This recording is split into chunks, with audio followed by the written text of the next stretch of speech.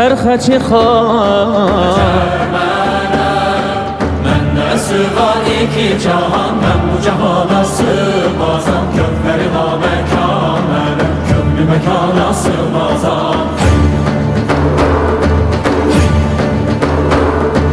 Zərrə mənəm, günəş mənəm, çarına bəncü şeş mənəm. Sünnəti gör bəyan irəm, çünki bəyan sığmaz. Məndə sığar iki cahan, mən bu cahana sığmazam. Kövfəri naməkan mənəm, könlü məkana sığmazam. Erşləyib hər ki kafir oluyun, məndə bulundu cümlə çuyun.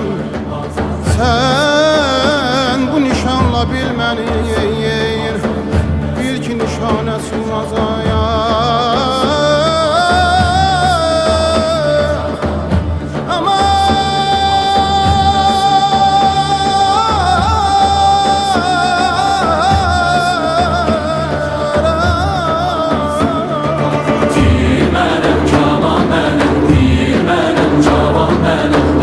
Caviran mənim, aynə dana sığmazam. Gerçi bugün Nəsimiyəm, Haşimiyəm, Nureşiyəm. Tir mənim, kaman mənim, pir mənim, cavan mənim, dövləti caviran mənim. Gerçi bugün Nəsimiyəm, Haşimiyəm, Nureşiyəm. Məndə uludur ayətim, ayətə şana sığmazam, sığmazam, sığmazam.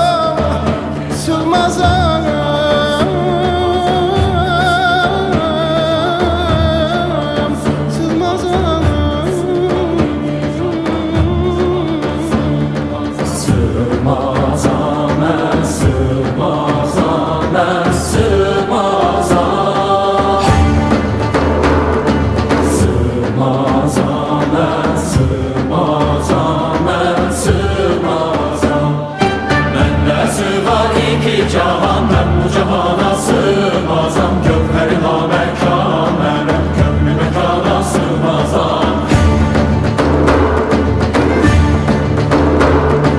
Zərrə mənəm, günəş mənəm, çarə bəncü şeş mənəm. Sünnəti gör bəyan irəm, çünki bəyana sığmazam.